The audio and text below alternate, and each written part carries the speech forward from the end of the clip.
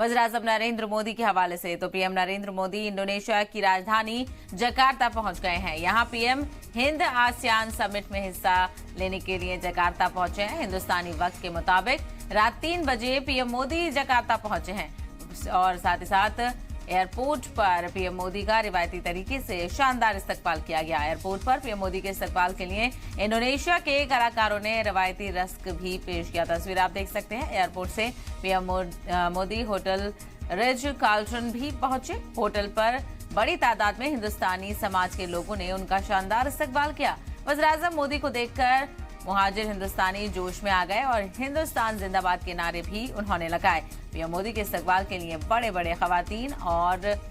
बूढ़े खवातीन और बच्चे सभी शामिल हुए। रिवायती लिबास में मलबूस लोग शान से तिरंगा लहरा रहे थे। पीएम मोदी ने भी हिंदुस्तानी समाज के लोगों से मुलाकात की और हाथ हिलाकर उनका खैर मकदम किया। तो 20वें आसियान भारत समिट के लिए पीएम मोदी जकार्ता पहुंचे हैं और इस समिट में 18वें मशरकी एशिया शिखर सम्मेलन में हिस्सा लेने के लिए पीएम पहुंचे और इस बार इंडोनेशिया आसियान समिट की सदारत कर रहा है।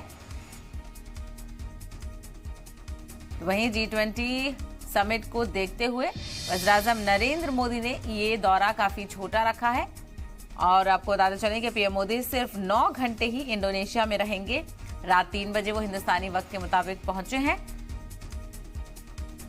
और सुबह 7:30 बजे यानी हिंदुस्तानी वक्त के मुताबिक सुबह 7:30 बजे आसियान समिट में शामिल होंगे। इसके बाद सुबह 8:45 पर मशरकी एशिया समिट में हिस्सा लेंगे। दोनों समिट में शामिल होने के बाद पीएम मोदी सुबह 11:30 बजे दिल्ली के लिए रवाना हो जाएंगे। तो वज़ीर-ए-आज़म नरेंद्र मोदी इससे पहले 9 आसियान समिट में हिस्सा ले चुके हैं। इस बार आसियान समिट में अमेरिका की नायब सदर कमला हैरिस और चीन के प्रीमियर यानी वज़ीर-ए-आज़म ली क्यांग और रूस के वज़ीर ख़ारजा सरगेई लावरोव भी शामिल हो रहे हैं।